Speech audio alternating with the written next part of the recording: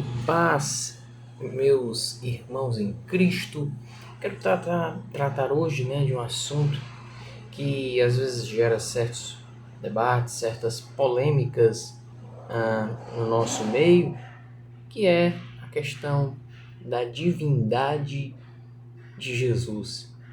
Se Jesus de fato ele é divino, se Jesus de fato é Deus ou não, como alguns vão afirmar, O que nós precisamos fazer é olhar para a palavra de Deus e aceitar aquilo que a palavra de Deus ela diz. Vamos abrir a palavra de Deus e ver o que a palavra diz. Um texto bem clássico, que nós usamos para constatar a divindade de Cristo é o texto de João. Em João capítulo 1, que vai dizer, que no princípio era o Verbo, e o Verbo estava com Deus, e o Verbo era Deus. No grego, essa palavra, e o Verbo era Deus, está assim, kai theos en hologos. O logos, que referente, João usa essa palavra logos, essa palavra que foi traduzida por verbo para se referir a Jesus. O texto ele vai afirmar que o logos ele era Deus, ele é divino. A palavra é divina, o logos é divino. Alguns vão tentar trazer em suas traduções, como na tradução do Novo Mundo vai estar escrito, e o verbo era um Deus. Mas essa tradução ela não cabe no texto grego, porque se adiciona um artigo indefinido ali. Uma tradução possível, ainda que não totalmente, mas uma tradução possível seria, em vez de colocar e o verbo era Deus, uma tradução possível também seria e divina era a palavra. Divino era o Logos. Essa seria uma tradução possível. Agora, o verbo era um Deus, essa tradução é completamente descabida no contexto teológico de João. Essa tradução não cabe nesse texto. Agora, esse texto por si só já é uma grande constatação da divindade de Cristo. Esse texto por si só já é uma grande constatação da divindade de Cristo. Agora tem um texto que ele não é tão usado assim para vocês verem, porque todo mundo cita para dizer que Jesus é Deus, cita João 1:1, o capítulo 1 de João, esse texto que eu acabei de ler para você. Agora, tem um texto na Bíblia que ele é mais claro a respeito disso. Ele vai dizer algo que é praticamente assim irrefutável. Hebreus, capítulo de número 1. O contexto de Hebreus é o autor de Hebreus querendo demonstrar a superioridade de Cristo em relação à antiga aliança, em relação aos anjos, em relação a Moisés, enfim. A carta aos Hebreus quer mostrar a superioridade de Cristo. Esse é o objetivo da carta aos Hebreus. Vamos aqui do começo, pelo menos, dos capítulos iniciais. Vamos ver aqui.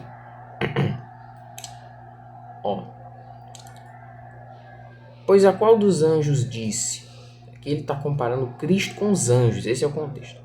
Pois a qual dos anjos disse: Tu és meu filho, eu hoje te gerei, e outra vez: Eu lhe serei pai e ele me será filho. E novamente, ao introduzir o primogênito no mundo, diz: preste bem atenção nisso. E todos os anjos de Deus o adorem.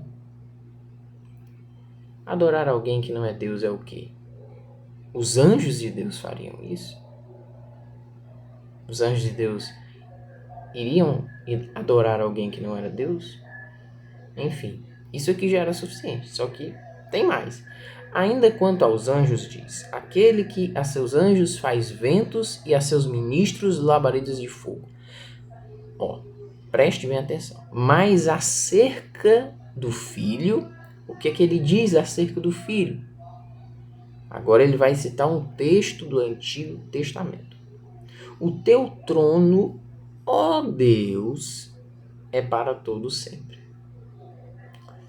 E, outra coisa que ele diz a respeito do filho, ele vai citar textos do Antigo Testamento. Cetro de equidade é o cetro do seu reino. Amaste a justiça e odiaste a iniquidade, por isso Deus, o teu Deus, te ungiu com óleo de alegria, como a nenhum dos teus companheiros. Ainda, ou seja, mais uma vez, mais alguma coisa que ele vai falar sobre o filho. Ele vai citar o Antigo Testamento de novo, um texto que aqui ele aplica a Jesus. Tá entendendo? No princípio, Senhor, guarde essa palavra, Senhor, lançaste os fundamentos da terra, e os céus são obra das tuas mãos. Eles perecerão, tu porém permaneces. Sim, todos eles envelhecerão, qual veste. Também qual manto os enrolarás, e como veste serão igualmente mudados. Tu, porém, és o mesmo, e os teus anos jamais terão fim. Então Jesus é eterno. E outra coisa, a chave está na palavra Senhor. No princípio, Senhor. De onde que Paulo... Não, assim, eu não vou dizer que Paulo é o autor dos Hebreus cravar isso, mas de onde é que o autor aos Hebreus ele tira esse texto?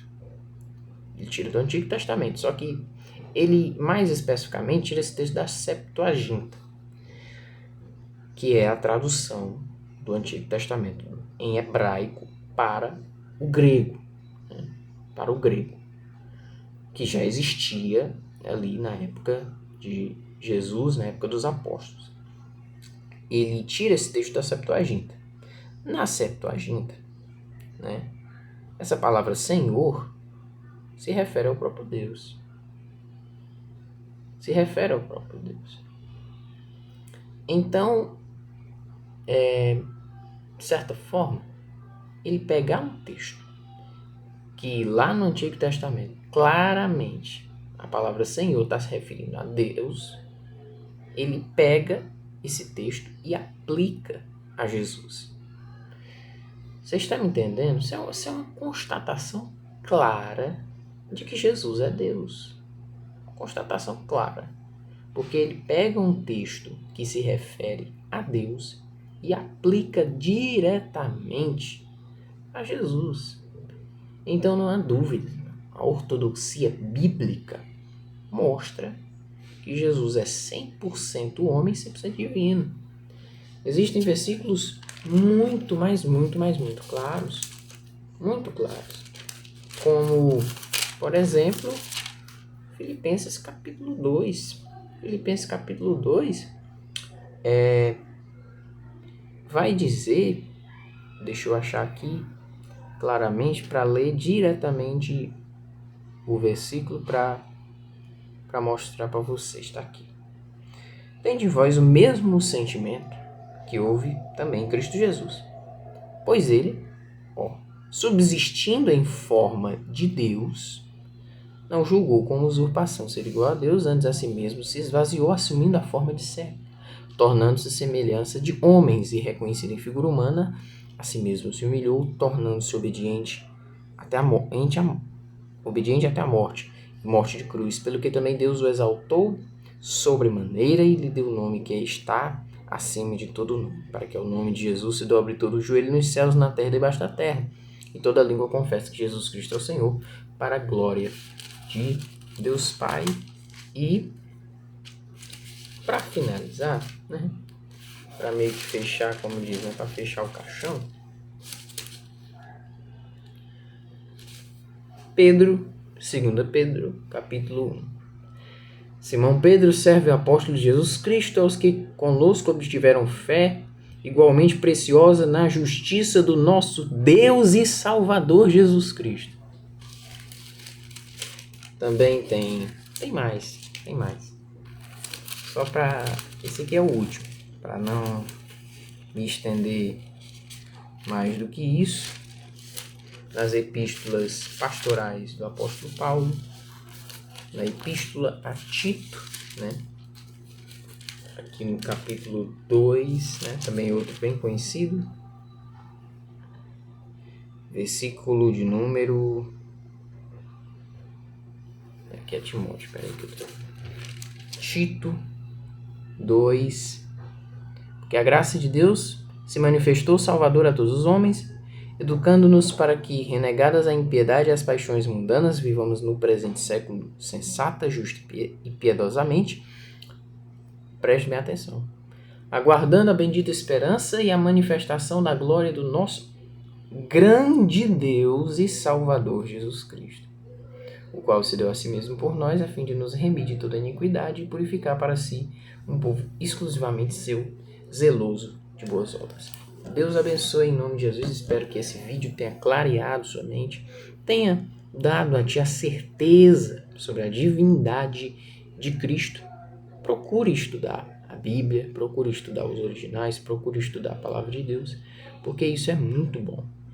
E isso não vai diminuir nada se você estudar com responsabilidade a sua fé, pelo contrário, vai mais fortalecer os fundamentos bíblicos na sua vida e lhe dar base para que você possa fazer apologética, não no sentido de querer destruir ninguém, mas no sentido de querer, com amor, instruir e orientar no caminho correto, no caminho ortodoxo, segundo a palavra de Deus.